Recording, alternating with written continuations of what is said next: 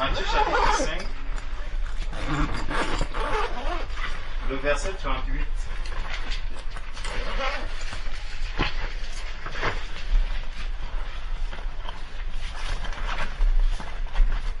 Et 39, verset 38, 39. Quelqu'un peut lire?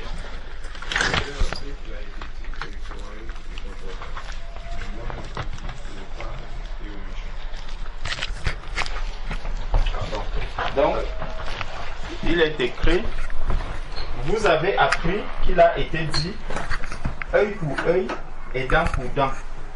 Mais moi je vous dis de ne pas résister aux méchants. Si quelqu'un te frappe sur la joue droite, présente-lui aussi l'autre. Je reviens maintenant sur la première strophe. Entre tes mains, j'abandonne tout ce que j'appelle mien. Donc, la joue que j'ai, elle m'appartient. Combien d'entre nous ici peuvent accepter? Peut-être c'est le frère Georges qui va donner une baffle au frère Gabin. Le frère, parce qu'il connaît ce verset, va peut-être dire, ah, je ne vais pas réagir. Retrouve-toi, imagine tu es dans une situation où tu te retrouves peut-être dans le métro ou dans le RER. Et puis quelqu'un vient, il te gifle, pam! La parole de Dieu dit, mais moi je vous dis de ne pas résister aux méchants. Si quelqu'un te frappe sur la joue droite, présente-lui aussi l'autre. Entre tes mains, j'abandonne tout. Oh, ne permet à personne d'en reprendre rien. Donc quand il dit à personne d'en reprendre rien, ça veut dire que même moi, je ne dois plus reprendre quelque chose là-dedans. Ça veut dire, mon corps, puisque mon corps m'appartient, ma joue, elle m'appartient, jusqu'au moment où je n'avais pas encore fait cette promesse, ou pris cet engagement, ou fait cette confession. Tant que je ne l'avais pas encore fait, la joue m'appartenait. Mais dès le moment où j'ai dit, entre tes mains, j'abandonne tout, j'abandonne aussi mes joues, ça veut dire que là, les joues ne m'appartiennent plus, mais elles appartiennent au Seigneur. Je veux qu'on comprenne bien cela. Ça veut donc dire que ce verset-ci peut déjà s'appliquer sur moi clairement. Je ne sais pas si on se comprend. Donc, entre nous, combien de personnes, ça c'est juste le cas de la joue, combien de personnes ont accepté, par exemple, que ma soeur vienne me dire, vienne me reprendre, même si je dis ne serait-ce qu'à deux, sans que les disputes ne recommencent. Combien d'entre nous ont accepté, par exemple, que mon frère me reprenne sans que les disputes ne recommencent? Parce que si les disputes devraient avoir lieu, puisque mon corps en fait ne m'appartient plus, mes joues ne m'appartiennent plus, quand tu vas gifler, puisque ce n'est plus moi que tu gifles, c'est Jésus que tu es en train de gifler. Souvenons-nous lors de la conversion de Saul. Lorsque Saul était sur le chemin de Damas, et il a entendu une voix qui lui disait, Saul, Saul, pourquoi me persécutes-tu? Est-ce que vous voyez? Donc, le corps en fait de ces personnes que Saul était en train de persécuter, ce corps appartenait véritablement à Jésus-Christ. Et c'est pour ça que l'on ne nous dit pas comment est-ce que les personnes étaient en train de crier, comment est-ce que les personnes étaient en train de s'opposer même à la persécution qui arrivait sur eux. Je ne sais pas si on voit. Puisque ces personnes n'étaient pas en train de crier par rapport à cette persécution, par rapport à ce que Saul était en train de leur faire, Jésus s'est présenté lui-même pour faire comprendre à Saul que, en fait, le corps que tu es en train, ces personnes que tu es en train de maltraiter, de faire souffrir, en fait, c'est moi que tu es en train de faire souffrir. Ça, c'était à l'église aussi. Donc, si on ramène cela donc à notre contexte aujourd'hui. Est-ce que tu vas accepter que ton frère te reprenne directement et que tu te dises, bon, là, je suis même en tort. Je suis en tort. Et malheureusement, même si on vient me reprendre, si on vient me gifler, si on vient me faire du tort, puisque ce n'est plus à moi qu'on le fait, c'est à Jésus-Christ, je n'ai absolument rien à dire. J'attends que Jésus lui-même réagisse. Combien de fois nous nous sommes comportés de la sorte pour pouvoir dire entre tes mains, j'abandonne. Entre tes mains, j'abandonne tout ce que j'appelle mien. Oh, ne permet à personne d'en reprendre rien. Je ne sais pas si nous voyons. Parce que lorsque nous lisons la parole de Dieu doit être une vitrine pour nous. C'est que quand je lis la parole, je regarde la parole de Dieu, je regarde moi-même, je regarde tout ce qui concerne un engagement que je veux prendre, parce que c'est un engagement que je prends devant le Seigneur. Et si j'ai pris un engagement, si je prends un engagement devant le Seigneur, ça veut dire que je vais tenir à cet engagement. Si je ne tiens pas à cet engagement, qu'est-ce que je suis? Hein? Désobéissant. Amen. C'est ça le vrai mot. N'évitons pas le mot. C'est que je suis un menteur. Parce que infidèle, quelqu'un va comprendre, il va dire, c'est quand même un gros mot. Infidèle, ça couvre quand même beaucoup de choses. Je suis infidèle. Mais je suis un menteur. N'oublions pas ce qui s'est passé avec Saphira et Ananias. À cause du mensonge. À cause du mensonge. Nous disons que là où 2 ou 3 sont rassemblés à mon nom, Jésus est au milieu de ces personnes. Donc, lorsque je suis en train de chanter, entre tes mains, j'abandonne tout ce que j'appelle mien. Oh, ne permet à personne d'en reprendre rien. Ça veut dire, il n'a pas dit, oh, ne permet à personne, excepté moi-même, d'en reprendre rien. Donc, même moi, rien ne m'appartient. Tu viens donc à la fin du mois, ton salaire a été viré, et puis quelqu'un arrive, il détourne tout le salaire qu'on t'a viré. Combien d'entre nous ici n'iront pas déjà voir le banquier pour réclamer? En réalité, qui devrait réclamer? C'est Jésus. Puisque même ce salaire ne m'appartient plus, il appartient à Jésus. Ça veut dire, je suis allé quelque part, j'ai travaillé. Quand je suis en train de travailler là, ce n'est pas moi qui travaille, c'est Jésus qui est en train de travailler. C'est pour ça qu'il dit que lorsque tu es face à une autorité, lorsque tu es même dans un lieu de travail, tu dois toujours être en train de servir Dieu. Parce que Jésus étant sur cette terre, Jésus a passé son temps à servir le Père. Voilà pourquoi là où je travaille, je dois servir Dieu. C'est Dieu que je suis. Ça veut dire que un homme a recruté Jésus-Christ et il lui dit, tu dois faire telle tâche.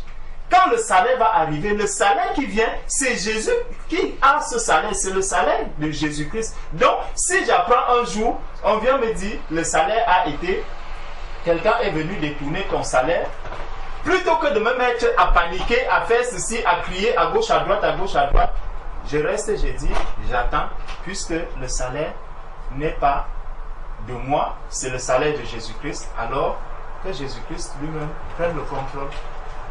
Combien d'entre nous sommes capables de le faire? Je me rappelle, une fois, moi-même, il y a eu une opération que je ne reconnaissais pas dans mon compte. J'étais parti au commissariat, j'ai fait une déposition parce que même pour que la banque puisse te régulariser, on te demande de passer au commissariat. Or, si tu vas déjà au commissariat, c'est une sorte de plainte. C'est une sorte de plainte parce que la banque poursuivra la personne, elle va chercher à avoir... Vous voyez un peu. Donc, Ça veut dire que quelque part, ce verset-ci, cette parole-ci, moi, je n'ai pas pu la mettre en pratique. Donc, je suis un menteur en disant, entre tes mains, j'abandonne tout ce que j'appelle mien. Est-ce que nous voyons vraiment? Ça veut dire qu'il y a beaucoup de choses qui peuvent sortir de notre bouche, mais vraiment, mes bien-aimés, je vous assure, le malin est déchaîné contre l'Église. Et il faut qu'on fasse très, très, très attention. Il faut faire vraiment très, très, très attention. Saphira et Ananias étaient morts à cause du mensonge. Les menteurs n'hériteront pas le royaume des cieux. C'est ce que la parole de Dieu nous dit. Donc, nous sommes à plusieurs moments en train de mentir dans la présence du Seigneur. Nous sommes en train de mentir. Je loue, je prie, mais les larmes coulent. Je fais alors que le diable est en train de dire menteur, menteur, menteur, menteur, menteur, menteur. Il dit menteuse, menteur. Il regarde et Jésus est là. Là où 2 ou 3 sont rassemblés en mon nom, je suis au milieu d'eux. Il voit, il écoute et il entend. Et tout ça, c'est pourquoi?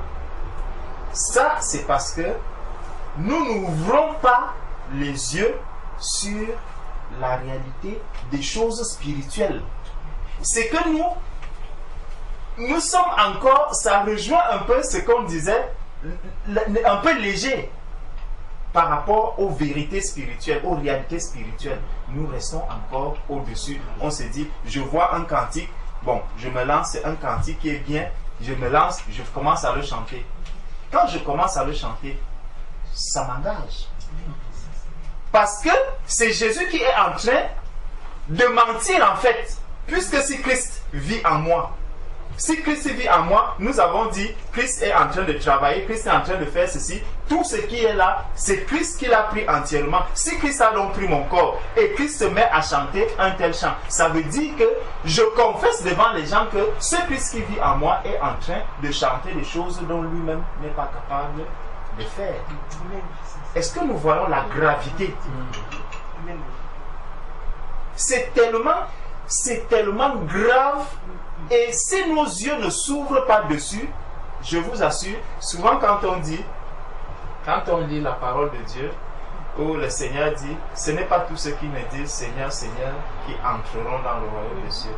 On pense que ça sera forcément des personnes qui se sont placées là, ils ont commencé à prendre les dîmes, ils ont commencé à faire ceci, ils ont commencé. Le chemin étroit et resserré, il est vraiment étroit. Si nous examinons un peu, point par point, point par point, point par point, souvent, quand on parle de cette manière, on dit, vous voulez encore nous ramener dans la loi. Mais non, nous avons été affranchis de la loi. Nous avons été affranchis de cette loi, mais seulement sous la grâce, c'est Christ qui vit en nous. Donc ce que nous sommes en train de faire engage directement Jésus-Christ. Ça veut dire que devant le Père, je suis en train, on est en train de présenter un Jésus que le Père ne connaît pas. Un Jésus que le Père ne connaît pas. C'est ça en fait. Ça veut dire que j'ai une double personnalité en moi. Donc même à l'intérieur de moi-même, il y a une duplicité à l'intérieur de moi. D'un moment à un moment, quand je vais arriver, je vais dire moi-même, il faut venir, il faut me soutenir quand je suis dans le besoin, j'ai besoin de la prière. Oui, ça c'est vraiment une parole qui me vient du fond du cœur. Il faut faire ceci, il faut faire cela, il faut faire cela. Lorsque ça m'engage, c'est pas que ça m'engage, lorsque c'est moi qui suis le bénéficiaire, voilà. Donc tout doit être carré. Mais maintenant, parce que dans la suite du chant, il est dit, je n'ai pas peur de te suivre, sur le chemin de la croix. Je n'ai pas peur de te suivre sur le chemin de la croix. Sur le chemin de Gethsemane, sur le chemin où Jésus-Christ était en train de souffrir, nous disons, je n'ai pas peur de te suivre sur ce chemin-là. Lorsque Jésus s'était engagé dans ce chemin, Jésus avait une seule chose qu'il faisait. C'était quoi? La prière. N'est-ce pas? Ce n'est que la prière que Jésus utilisait sur le chemin de la croix. Jésus n'était pas dans la plainte. Jésus n'était pas dans les pleurs. Jésus n'était pas dans les cris. Jésus était dans la prière. Combien d'entre nous ici? Regardons bien ce que nous avons dit. Je n'ai pas peur de te suivre sur le chemin de la croix. C'est pour toi que je veux vivre. Je connais, j'aime ta voix.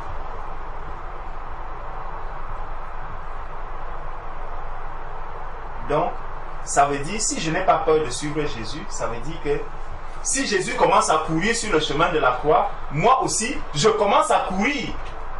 Et j'avance avec ce Jésus-là, on arrive jusqu'à la crucifixion. Je suis prêt à aller jusqu'à la crucifixion. Regardons un peu la manière que nous-mêmes nous vivons. Dès que je vais entendre que mon frère a dit ceci de moi, frère, viens, il faut qu'on parle. J'ai entendu, tu as dit, c'est la dernière fois, je ne permets pas que tu me parles comme ça. Je n'accepte pas que tu me parles comme ça.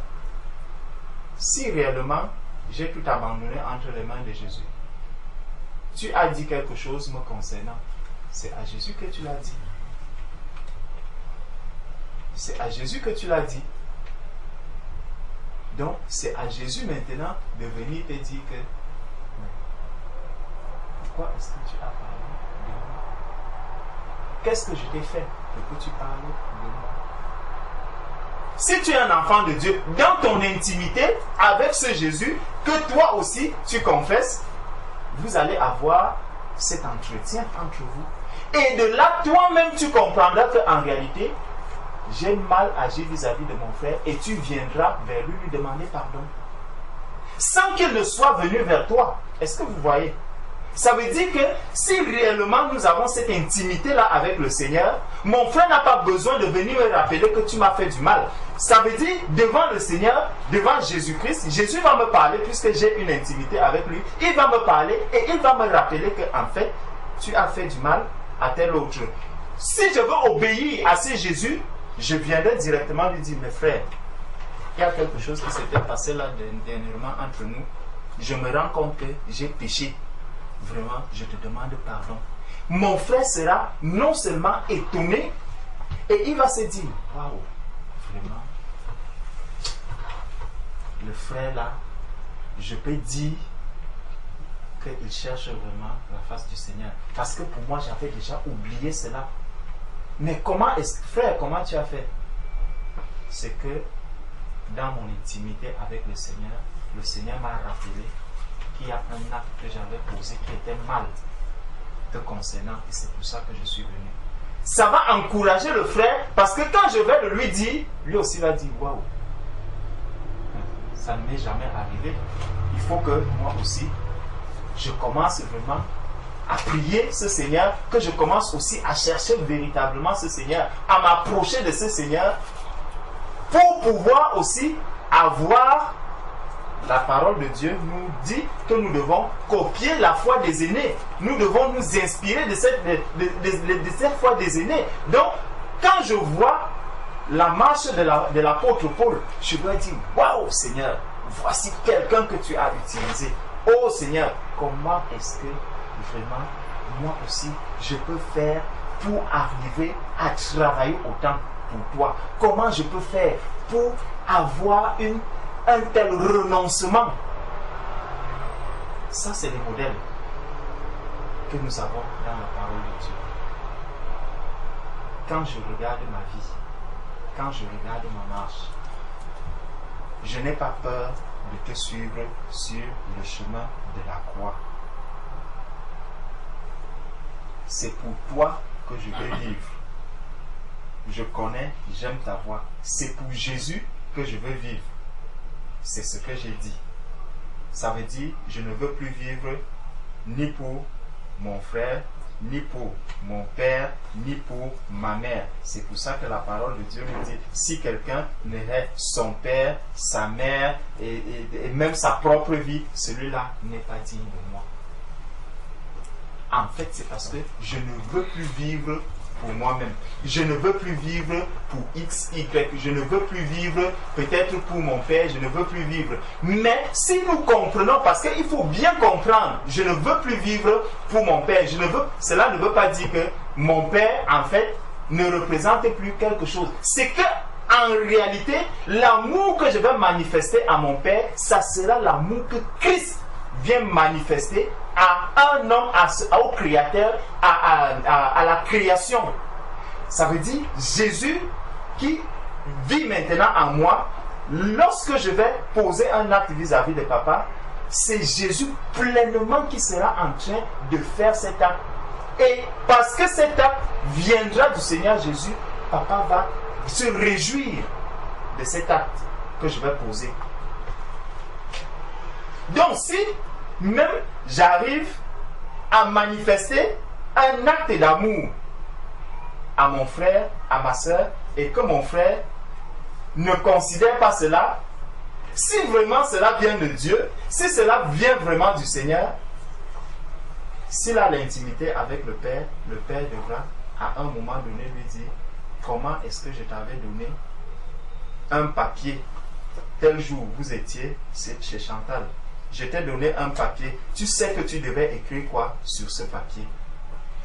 Le stylo devait arriver par la suite et tu devais recevoir quelque chose que tu avais annoté, mais tu as pris ce papier, tu l'as froissé. Vous voyez un peu? Ça veut dire que je n'aurais plus à négliger un tout petit peu don que mon frère ou ma soeur va me donner. Peu importe. C'est pour ça que le Seigneur nous dit que même si c'est un verre d'eau qu'on a donné, ce verre d'eau, vraiment, le Seigneur te le rendra. Et il te le rendra d'une certaine manière. Souvent, nous attendons souvent des choses extraordinaires. Mais quand le Seigneur, ton frère, arrive, il te dit, vraiment, tonton, je vois que ça fait longtemps, je ne te vois pas prendre des notes sur un bon, voici un cahier. Moi, j'ai un vrai problème sur ma porte. Pourtant, c'est le moment peut-être où le Seigneur s'apprêtait à te donner des choses, te faire des révélations. Et pendant que tu devais noter cela, noter, le Seigneur, n'oublions pas, il y a des personnes à qui le Seigneur avait dit, scelle ce livre jusqu'au temps où il pourra être ouvert. Si donc le Seigneur t'a donné tellement de révélations, il t'a révélé tellement de choses et que tu ne les as pas notées, autant convenable, qu'est-ce que tu vas donc faire? Tu vas commencer à faire un rappel mémoire et tu ne pourras pas remettre l'intégralité de ce que tu as reçu du Seigneur. Ça encore, ça montre la légèreté avec laquelle nous sommes avec le Seigneur. Si vraiment je suis un enfant de Dieu, je m'engage avec le Seigneur, je dois vraiment prendre conscience du fait que ma marche, elle ne dépend plus de moi. Les événements qui arrivent dans ma vie ne dépendent plus de moi. Tout ce qui arrive là ne dépend plus de moi. Mais ça dépend de celui qui habite en moi, de celui qui m'a créé, de celui qui m'a appelé pour que je sois un instrument qu'il va utiliser.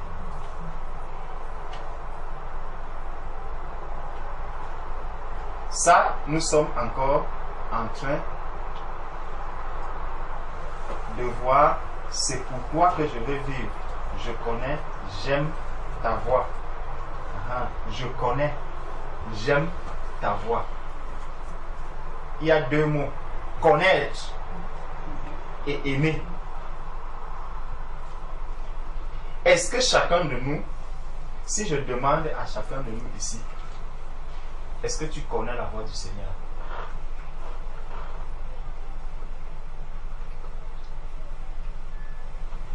Ma soeur, tu connais la voix du Seigneur? Je suis encore hésitante. C'est-à-dire, est-ce qu'on l'a déjà entendu ou bien est-ce qu'on... Tu as chanté ceci? Non, moi je ne connaissais pas le chant. Tu ne connaissais pas le chant. Mais si tu le connaissais, est-ce que tu allais le chanter? Oui, j'allais le chanter. Voilà. Donc, si tu allais le chanter, ça veut dire que en disant je connais, j'aime ta voix, ça veut donc dire que tu connais bien la voix du Seigneur et tu l'aimes. Nous sommes pour le moment sur je connais.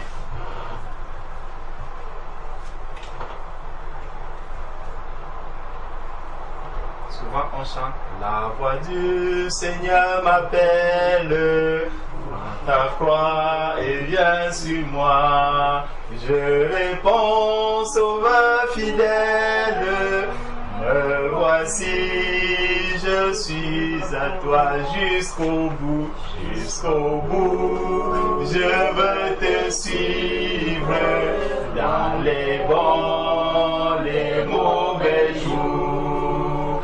À toi pour mourir et vivre, à toi Jésus pour toujours. Je vois comment certains sont en train de dormir. Qu'est-ce qui nous fait dormir? Est-ce que c'est la mélodie ou est-ce que c'est les paroles? Les paroles. Hein? La voix du Seigneur m'appelle. Prends ta croix et viens sur moi. Je te suivrai jusqu'au bout. Quand nous chantons vraiment cette parole, ces chants, prenons encore, commençons même à prendre un peu les chants que nous chantons. Je vous assure, vous verrez qu'il y a plusieurs de ces chants sur lesquels nous allons mettre la croix. Et c'est souvent les chants que nous aimons. C'est des chants que nous aimons beaucoup. Parce que même moi, quand je chante, la voix du Seigneur m'appelle, je me dis, oh, ça c'est vraiment le chant qu'il me faut. Peut-être lorsque je suis en train de mourir, ce chant, si je peux me mettre à le chanter, je serai dans la joie. Mais quand tu lis les paroles qui sont dans ce chant, tu les examines une à une, tu comprendras que je ne dois pas chanter ceci. Je dois chanter la miséricorde du Seigneur. Seigneur, tu es miséricordieux, tu es bon. Oh mon Dieu, tu es bon. Ça, c'est un chant vraiment qu'il nous faut. Oh Seigneur, tu pardonnes. Ça, c'est des chants qu'il nous faut. Je veux te suivre jusqu'au bout. Abandonner toute chose. Vraiment, pour moi, je ne suis pas encore à ce niveau.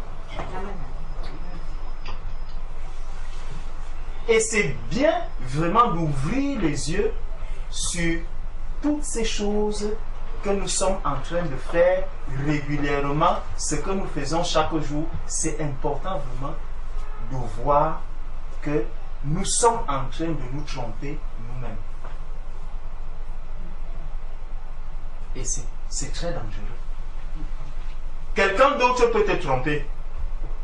Tu dis, ah, il y a quand même une voie de recours. Comme tu es venu me tromper, je t'ai donné 5 000, au lieu de me rendre 3 000, tu m'as rendu 2 000, et tu doutes que, tu estimes que tu m'as... Attends, je vais t'avoir. Mais maintenant, quand c'est moi-même, j'arrive maintenant, je te donne 6 000 francs. Je pars, je suis déjà...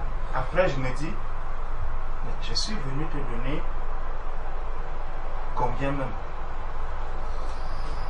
C'est 5 000 que je t'ai donné, n'est-ce pas? La personne aussi dit oui. Je commence à chercher. Je n'ai pas un mot. Sur qui est-ce que je vais me mettre en colère? Personne. Ça veut dire pour moi, j'estime que j'ai perdu. Et c'est peut-être les derniers sous qui me restaient, c'est les derniers fonds que j'avais. Je vais m'en prendre à qui? À personne. Vous voyez? Et c'est les situations les plus compliquées. quand je suis en train de me tromper moi-même, quand je me suis trompé, là c'est la situation là. Mais quand c'est quelqu'un d'autre qui m'a trompé ou qui m'a fait un faux geste, là je vais crier partout pour montrer que lui il est mauvais. Mais lorsque je me suis trompé moi-même, est-ce que je me mets à crier je suis mauvais, je suis mauvais, je suis mauvais, je suis mauvais? Vous voyez un peu? Ce que tu aimerais qu'on fasse pour toi, fais-le aussi pour l'autre.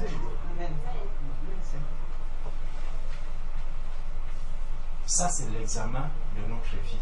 C'est l'examen de notre marche.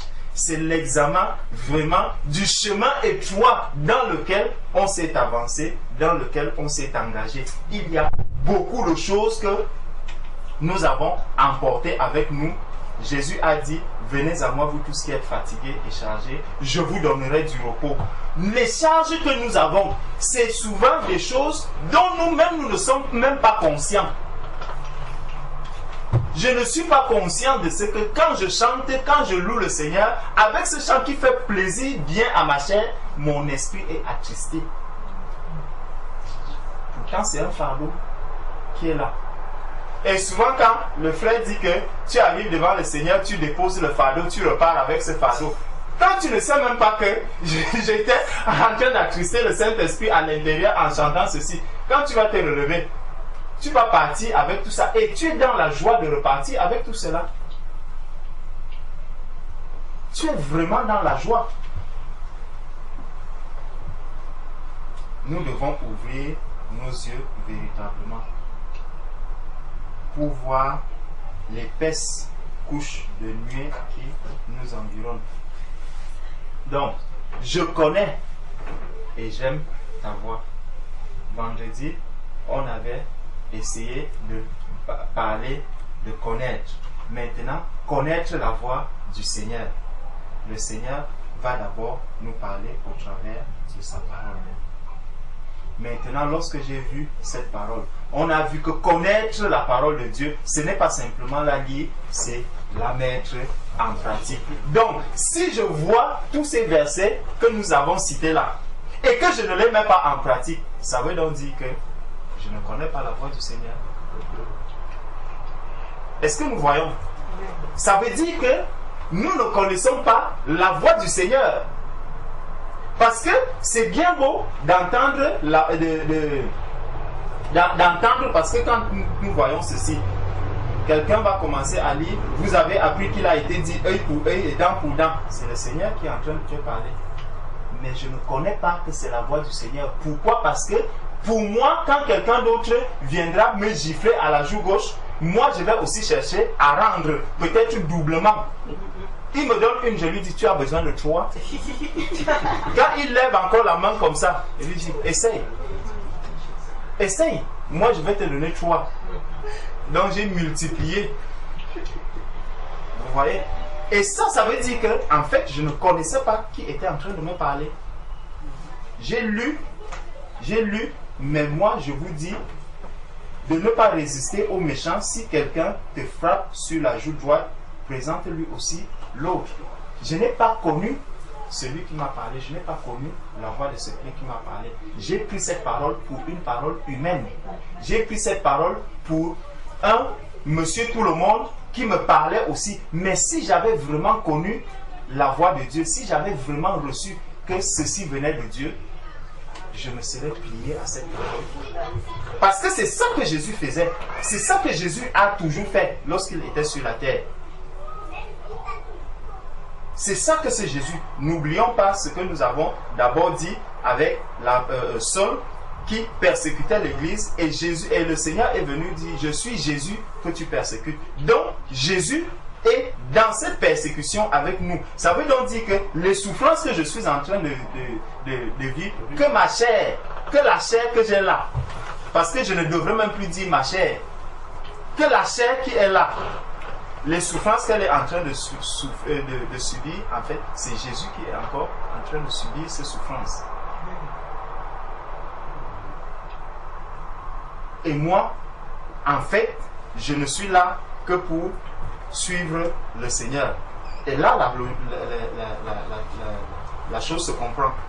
Si vraiment je suis en train de faire ce que le Seigneur attend de moi. Donc, je connais en lisant moi-même, en essayant de parcourir la parole de cette manière, je comprends que je ne connais pas encore la voix du Seigneur. Peut-être vous la connaissez. Maintenant, j'aime. Si je ne connais pas, comment je peux donc aimer? Comment je peux donc aimer? Verset 3. Tu connais mieux que moi-même tous les besoins de mon cœur. Effectivement, Dieu connaît mieux que moi tous les besoins de mon cœur, puisque lui-même dit que avant même que tu n'ouvres la bouche, je sais déjà ce dont tu as besoin. Donc lui, il se retrouve ici. Donc, il y a quelqu'un qui est en train de dire la vérité, de dire que oui, moi je fais ceci. Je connais, tu connais mieux que moi-même tous les besoins de mon cœur. Donc dans ce chant, s'il y a un verset, une strophe que je peux commencer, c'est tu connais mieux que moi-même tous les besoins de mon cœur. Et pour mon bonheur suprême, tu peux me rendre vainqueur. Ça, je sais que c'est la volonté de Dieu. Ici, rien à dire. Donc je peux chanter ceci pendant que vous entre tes mains. Moi je m'arrête seulement sur la troisième. Je chante la troisième, Je dis gloire à Dieu. Mais le refrain même, je ne pourrais pas. Oui, prends tout Seigneur, oui, prends tout Seigneur. Je ne vis plus pour moi-même, mais pour mon Sauveur. Je ne peux pas le chanter. Quatrième, prends mon corps et prends mon âme. Que tout à moi soit à toi. Dès que je lis ça, je dis, oh les mains. J'abandonne à ce niveau. Je ne peux plus continuer. Parce que la suite est difficile pour moi. La seule chose que je peux faire, c'est de demeurer comme Jésus était sur le chemin de Gethsemane dans la prière. C'est pour ça que nous sommes appelés. Quand le Seigneur nous dit priez sans cesse. Prier sans cesse, ce n'est que par la prière. Ce n'est que par la prière. La miséricorde du Seigneur. Criez au Seigneur jour et nuit. Seigneur, viens nous connaître. Viens nous connaître. Viens nous soutenir. Viens m'aider. Seigneur, je ne peux rien faire sans toi. Je ne peux rien faire sans toi. C'est tout ce que nous pouvons faire. Des paroles comme celle-ci, elles sont difficiles à prononcer. Lorsque nous examinons vraiment la parole de Dieu et lorsque l'on regarde, vous voyez ça, par exemple, dans la religion peut-être catholique, ailleurs, vous allez voir, on va chanter ça régulièrement. Le piano est là, il vous accompagne, tu vois des personnes,